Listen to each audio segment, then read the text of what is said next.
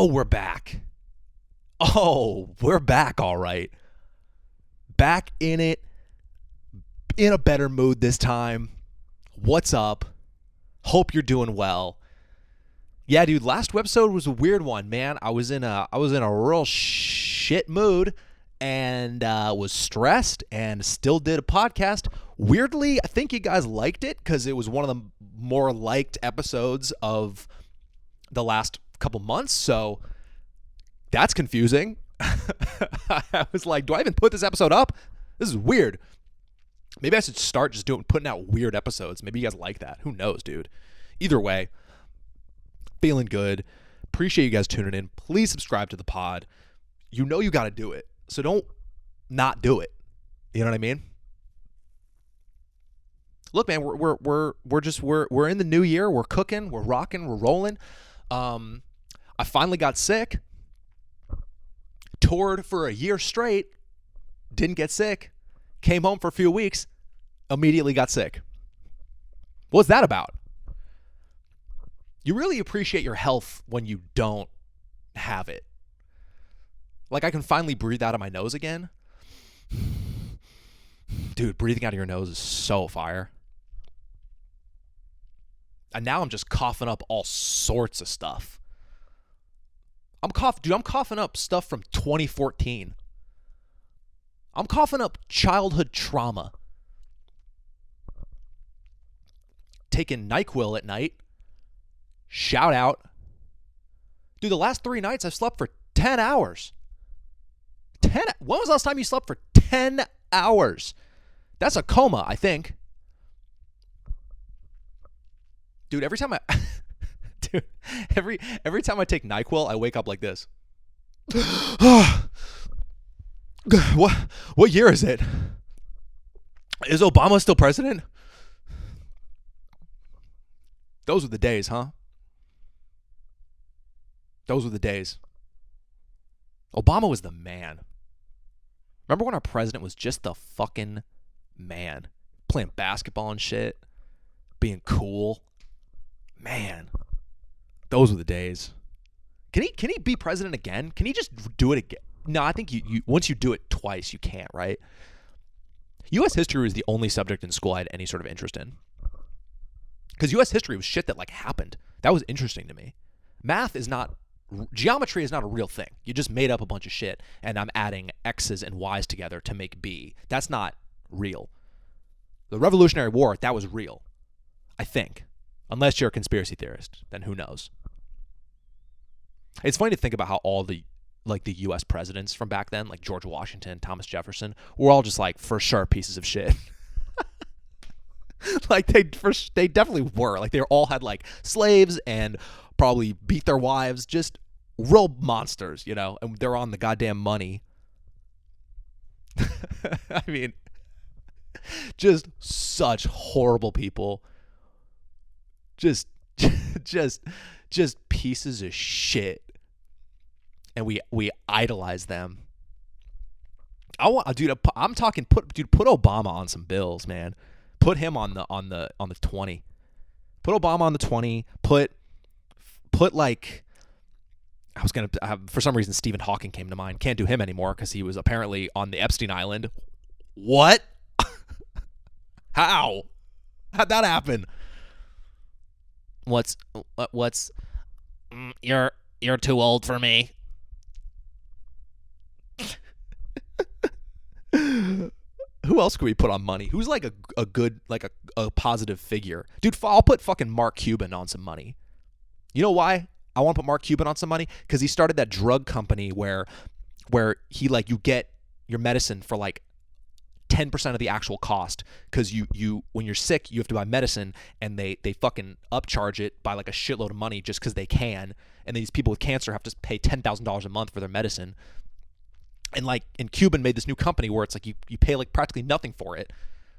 And Shark Tank's awesome. And I'm a Dallas Mavericks fan. Shout out to Cuban. I fist bumped him one time at a Clippers game. Went and saw the Mavs play the Clippers. Walked up. Kaylee was with me. Fist bumped him. And I wonder if he gave me some of his powers, you know? I hope so. Maybe it's like, I feel like if you fist bump Cuban, you get like $1,000. Like his billions transfer to you in just a little bit of money. You know what I mean? Who else could we put on some money? I'm trying to think of one more person that's like a figure, like an iconic figure. We got to put like a woman on some money. Who could we put on? Like Rosa Parks. Yeah, done. Rosa Parks. She's on the $100 bill. Give her the best bill. For sure. I like that. We'll put Cuban on the 50, because 50s you don't use it as much and he's not as like iconic of a figure. We'll put Obama on the 20. We'll put Rosa Parks on the 100. Who do we keep? Who do we put on the 1? We'll keep Washington on the 1. Was he on the 1? Yeah. I think he's on the 1. Because he's like the first president. It's fine. Maybe he wasn't that big of a piece of shit. He probably was, though. Dude, what the fuck am I even talking about? Comment who we should put on some money. How about that? That's your guys' homework for this episode. Comment who's on the money. Who should be on the money. Cool little announcement here that I shut up, Will. I wasn't gonna necessarily announce this on here and wait, but I feel like I feel like the people who listen to this podcast are like my favorite. You guys are my favorite people, so I want to let you guys know of stuff like first, if that makes sense. So, people of Los Angeles, something cool to announce. Haven't again talked about this. Gonna post it on my Instagram. Haven't announced it yet. Dude, I'm gonna be a part of the Netflix is a Joke Fest. In May. So I'm going to, backing up here, the hope was that I'm going to do a big LA show this year. Like I do, I'm going to do every year as if it's just another tour date. And I wanted to try to get it as a part of the festival. Basically, the Netflix festival, they sponsor a bunch of shows. They do a ton of shows in those like 2-week period. And I really wanted my show to be a part of the festival. And we did it. Thanks to my agent and the people at Netflix. I'm going to be doing it at the Hollywood Improv in the Lab, which is a 55-seat room. It's going to be a very intimate evening, but those tickets will sell out very quickly. It'll be one show. It's going to be on May 3rd at 7 p.m. And yeah, dude, I haven't announced it yet. They're not on sale yet. So just basically what I'm telling you is like save the date. And that'll be happening.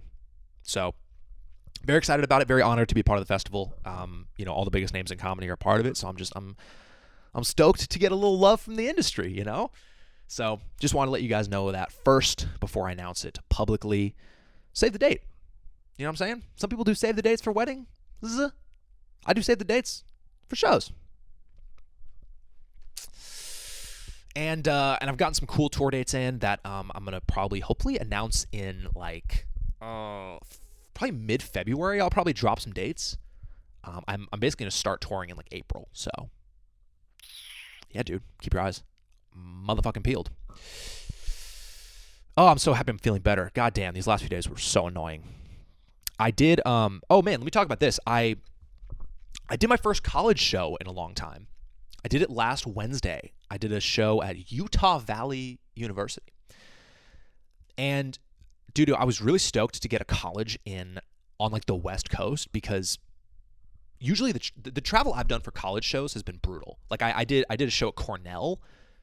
So far, you had to like fly into Buffalo and then drive like 2 hours.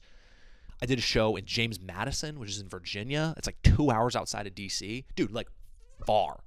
One time I did a show in Long Beach, which I drove to, which was hilarious. But this one, when I got the offer for this one, I was like, yes, dude. Easy flight. Hour-and-a-half flight. I can get there the same day. That's what's crazy is because I don't know if you guys know this or how much I've talked about this, but anytime I have a show that's, across the country or even in the middle of the country, I always fly in the day before because I don't want to risk, the flight getting messed up and me missing the show or having to fly out at 6 a.m. You know what I mean? So the great part about Salt Lake is that I can just fly in the day of. And I want to read you something pretty funny. So the way it happens is when I get these offers from colleges, they give you notes of like any details about the show. And so I'm doing 2 colleges over the next 2 months. There was the Utah one, and then at the end of February, I'm doing one outside of Boston. Like see, dude, they're all so far. This college called Endicott College. It's like an hour outside of Boston. And it was so funny reading the details of what the shows are going to be like, because you can tell one of them is going to be cool and one of them is going to be like terrible. Because everyone knows, not everyone knows, but when you're a comedian, you know college shows can be kind of bad, especially if they put you in some sort of weird area. Like, you hear the horror stories of college shows. I remember I had friends who did colleges where they were literally like standing in like the food hall, not even on a stage, and people are just walking by them, and you're just talking jokes to nobody. And those are some of those instances where you just have to basically. I heard Fahim Anwar, who's always been one of my favorite comics, talk about this on Bobby Lee's podcast years ago, and this always stuck with me. In those instances, you just have to smile and get your check. Because you can't be up there like, hey, this sucks. Why don't you guys listen to me? Why do they put me in this stupid hall? It's like, dude, shut up. Do your jokes. If people want to listen, cool. They'll get a show. And if not, who cares? I'll take my check. Goodbye. But let me just compare the two notes here. So the Utah one, this is the notes. And I don't even know if I'm supposed to be reading this, but who cares? Whatever. So this is Utah. The Reagan Theater is located in the Student Life and Wellness Center on the UVU campus. The venue seats 400. There is a parking garage on campus attached to the blah, blah, blah. You can park and enter blah, blah, blah. If you call or text the person upon arrival, he'll be able to direct you from there. Cool. Those are all the info I got, and sounds cool. Venue seats 400. That's promising. Let me read you the Boston one. The event will be in the main lobby of the Student Center. There's a flat stage area, stages in quotes, where you'll perform with some soft seating available for students to sit and listen. What the fuck is soft seating? What even is that? Like some beanbag chairs on the floor? Or like one of those sit on the ground bendy like seats like this that you sit and watch your Little League soccer game at? Soft seating? Here's where it gets really good. This is a cut-through area for people to get to the dining hall, so there will be some foot traffic during the event. A cut-through area? Oh, man. There will be some foot traffic during the event. I mean, you know it's going to be fucking crazy. You know people are going to be crossing all over the place, walking through with their backpacks, throwing bananas at me. And I'm not done with this, by the way. Here's where it gets really good. We've told them that we don't want people walking in front of the audience and that we'd appreciate it if they could do whatever they can to keep outside noise to a minimum. Oh, shit. Dude, when I saw that, I was like, okay, well, this is going to be horrendous. I hope I'm wrong, but I mean, dude, we've told them they don't want people walking in front of the audience and then basically keep it down. You know it's going to be chaos.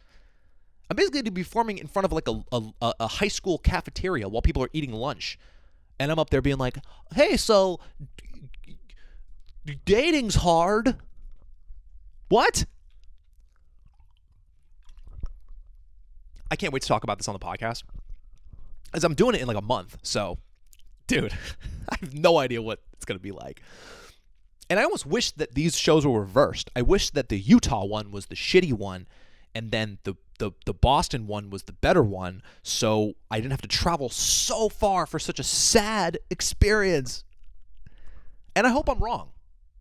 It could be fun. I really don't know. Honestly, of all the college shows I've done, they've all been pretty fun. Like, you always get a little bit of a disconnect from the kids because it's always like a free show and they're kind of shy to laugh, and it's just a weird, it's not as fun as you would think it was, or I used to think college shows would be amazing. And they're like, unless you're doing like an arena and you're a huge act, you know, you get in like where the kids play basketball, that's a different type of thing. But the level I'm at, the shows can be a little shaky, but they've been fun so far is what I'm trying to say. And so I feel like that one's going to be my first like bad one. Anyways, so I'm going to talk about the one I did in Utah. It was, I'll just get to the point. There was a snowstorm, and didn't really think about it or process that until I was like like on the plane, because flying into a snowstorm is scary. And we were on one of those planes where it's like a bit of a smaller Delta plane with like the 2-seat rows. And one of the most turbulent flights I've ever taken was on one of those from Burbank to Vegas. And that shit was fucking crazy, dude.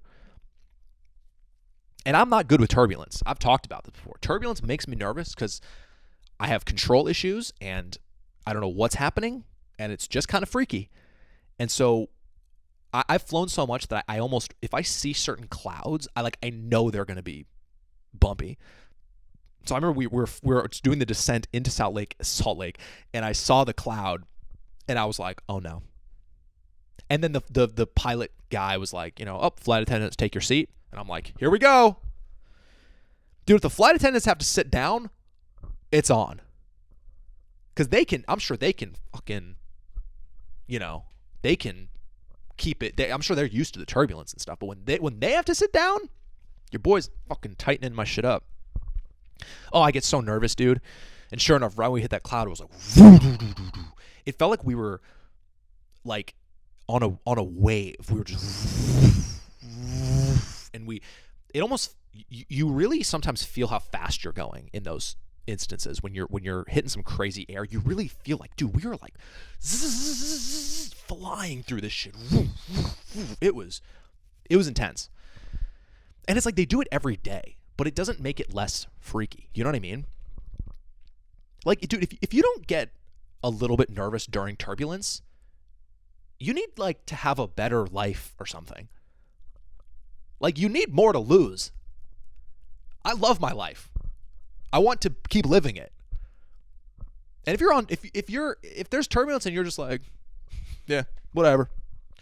Hey, did you see the game last night? Pretty crazy. Like, dude, you need more to lose.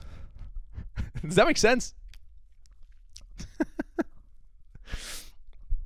Dude, not fun, but we landed and we made it safely. Again, they do it fucking every day. Not a big deal. Got to my little cute hotel, and the plan was that it was a 40-minute drive to the college. From my hotel, I was staying right near the Salt Lake airport, and I was driving 40 minutes to the college. And I went to go work out, as I try to do every time I'm on the road. And I checked the traffic, and it says an hour and 40 minutes. And I was like, oh, man, that's a bummer because of the snow. And it's not like a blizzard, but it's like flurries, and there's enough snow on the road. So I was like, shit, man. So I hurried up, showered, ran out to the car. And then I realized my car was covered in snow.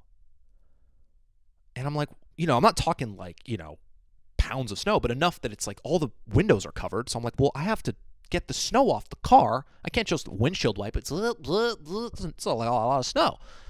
And I'm an LA boy, so I don't know the first thing about snow. So I was like, all right, well, let me check the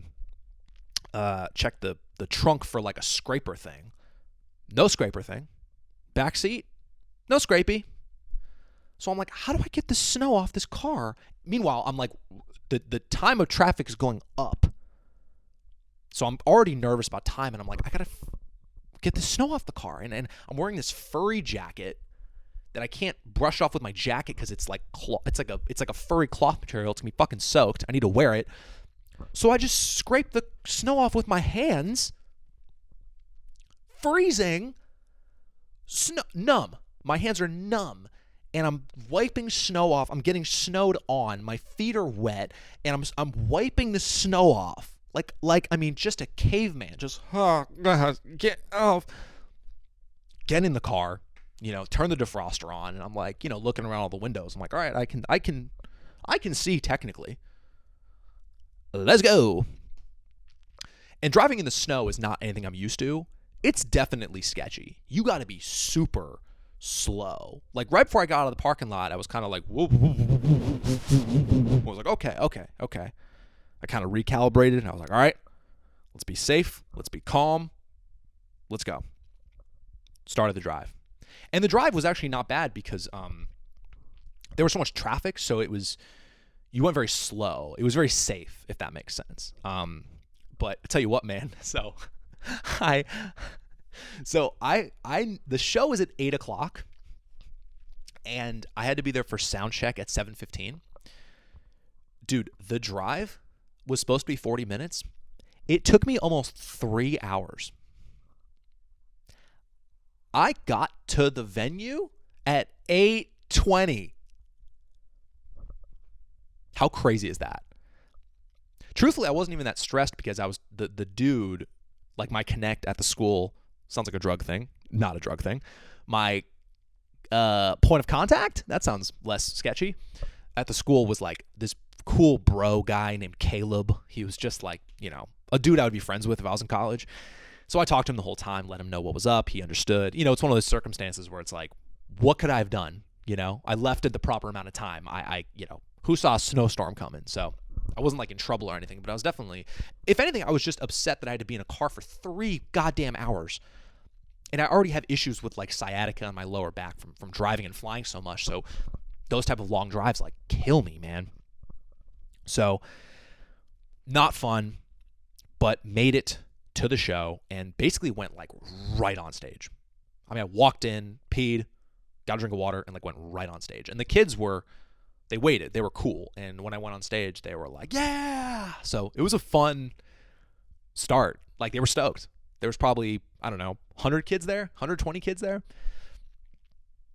And for these shows, you gotta be smart about these shows. You can't go up there doing a bunch of dirty material, and you always gotta talk to the guy or girl before the show to touch base on like any sort of content restrictions. And so beforehand, we talked about what I can't say, what I can say, and the way I've run my career is that I like to make all of my material basically kind of like PG-13. I say the F word a lot in my act, but all the jokes are pretty fairly clean. Anything you'd see in like a PG-13 movie, basically. And I do that on purpose because I don't have to change my act depending on the circumstance.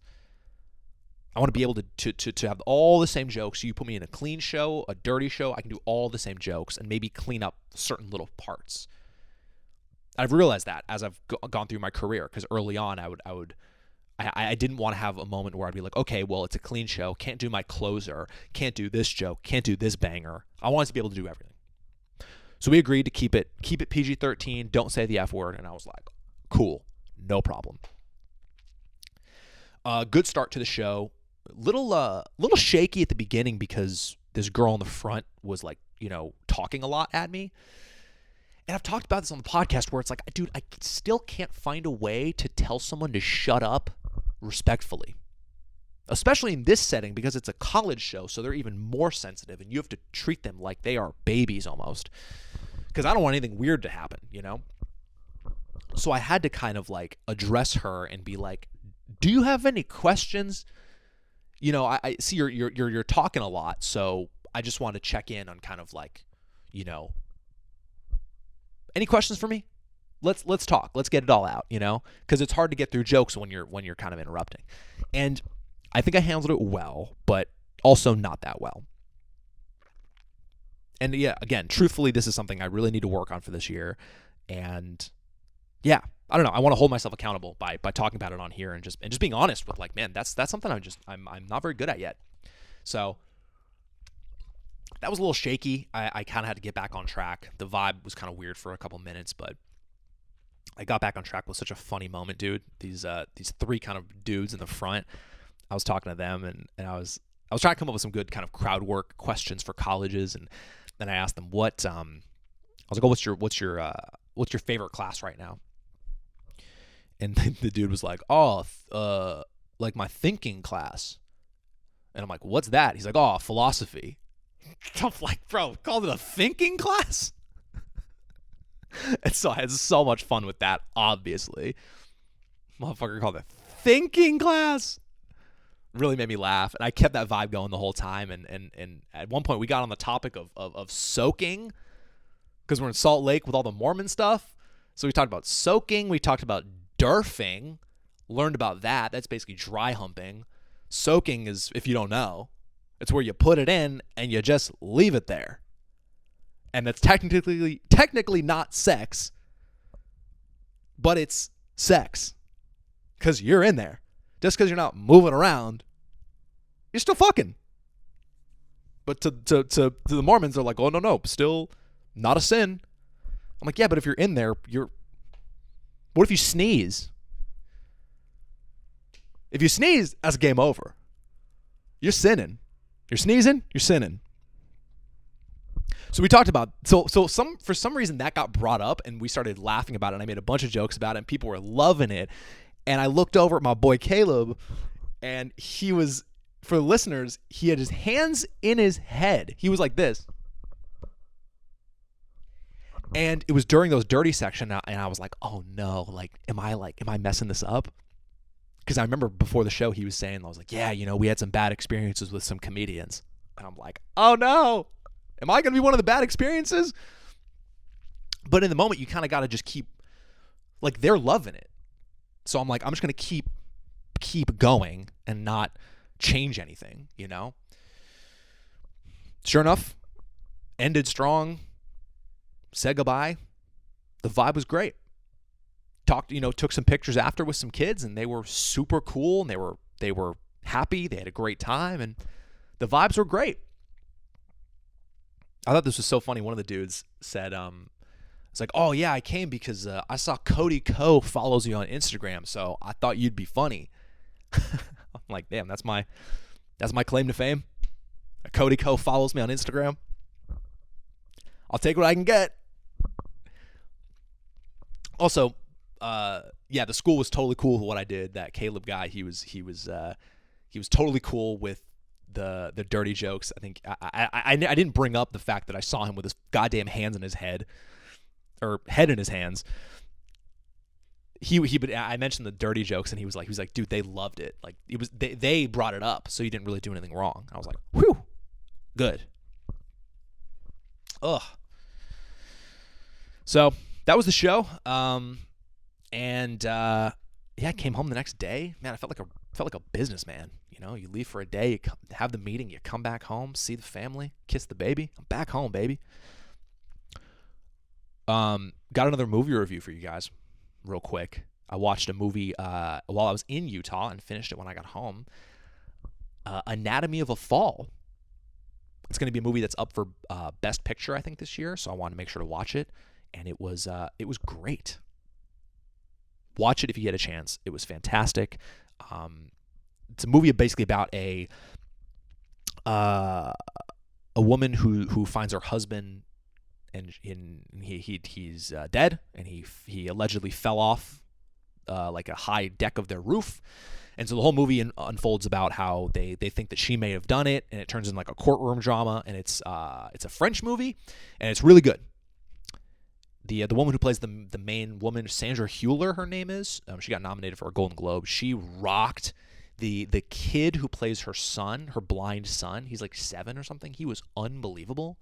Dude, when you're like a 10-year-old kid and you're able to access the types of emotions where you're like crying, dude, unbelievable. I can't even access those emotions as an adult. I have to be watching Coda to access those emotions. This kid can do it with cameras on him. Unbelievable.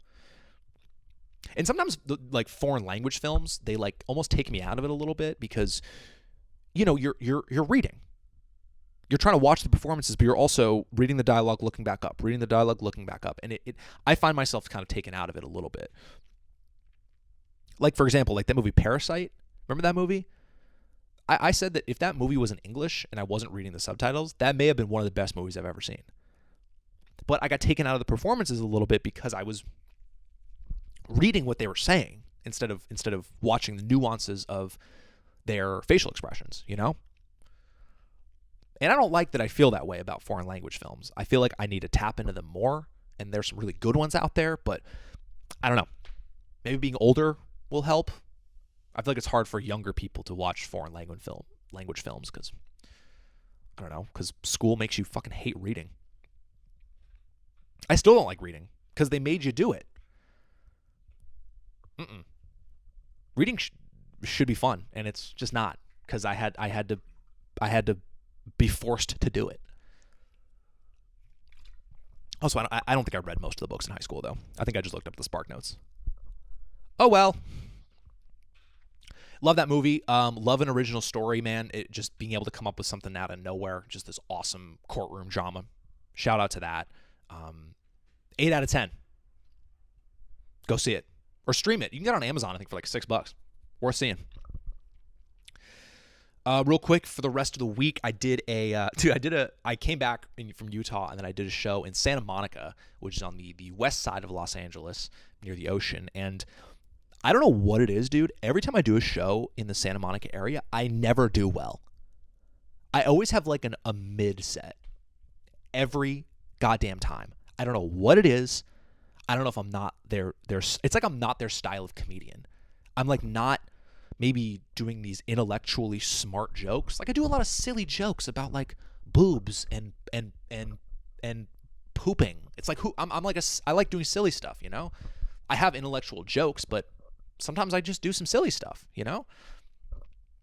And it was just such a weird show where it's like this packed out 80-seat room, and the mic was too low again, which I've talked about on the podcast, I think, where if I can't hear my voice through the microphone, I always have a weird set, because if I can't hear myself, I feel like I'm not even doing a show, and I feel like people can't even hear me. So I'm just talking to myself almost. So that combined with just the audience was like not into me.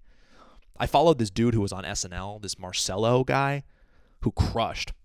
I was like, who's this guy? And I watched him. I was like, whoa, they loved him. So I was expecting to go up and do pretty well, but they were like, no. It's almost like they were too woke or something. I don't know what it was, but I got way too honest on stage. Excuse me. I was literally on stage being like, man, I never do well in Santa Monica. Every time I'm on the west side, I always have like a whatever set. I'm like saying this out loud to people. And I don't know what that is about me. Sometimes I get way too honest on stage. Because I don't know. If I'm feeling insecure or vulnerable, I feel like I want to bring people into that.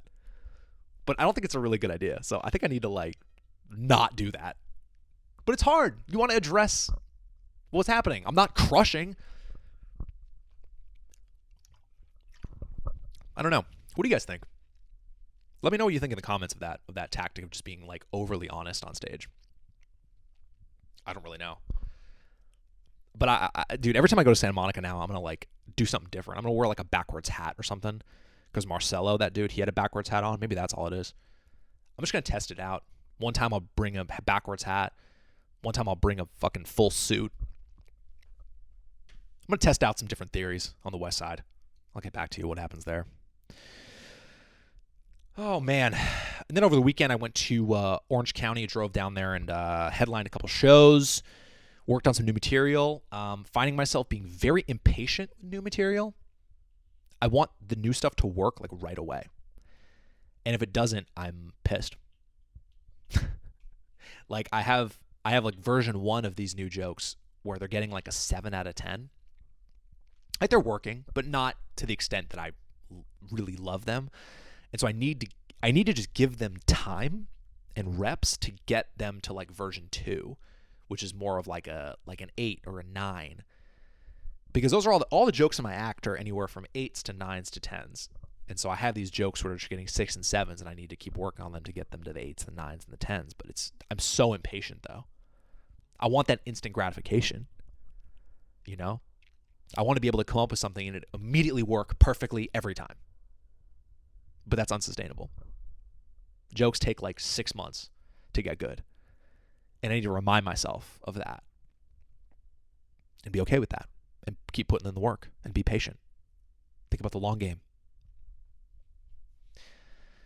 Something I also need to really work on is, dude, I'm not living life enough, I've realized. I'm so obsessed with my career and writing jokes and all this stuff that I'm not really being a person. Like, dude, I haven't like hung out with a friend of mine in like weeks. And I'm not really doing anything, you know? I kind of just am home editing, go see Kaylee or something, spend time with her, which is always a priority for me, especially because I'm gone so much this year. Then I go do a show and come back home, work on jokes, you know, watch some basketball and go to bed. Those are like my days right now. And I need to like force myself to be a human.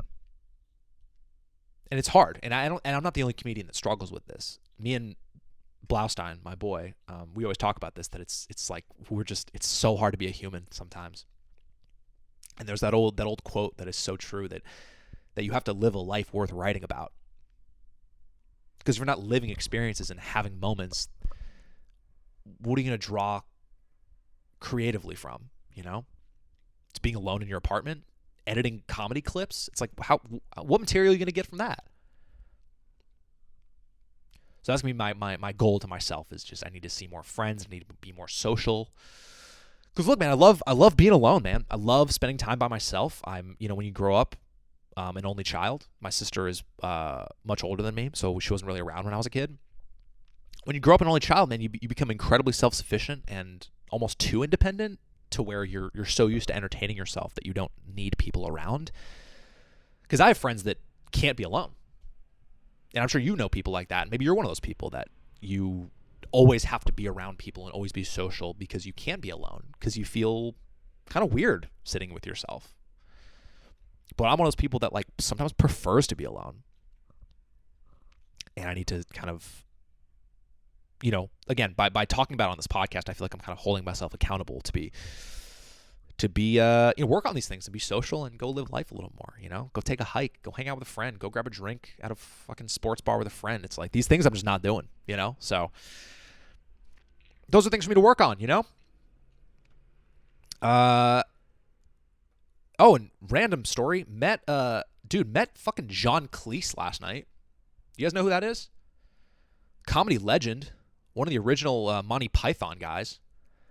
His daughter's a comedian, Camilla, and I did flappers with her last night, and he was in the back, and then he was in the green room, and I walked in to get a water, and he was there, and got to talk to John Cleese for a little while. Shook his hand.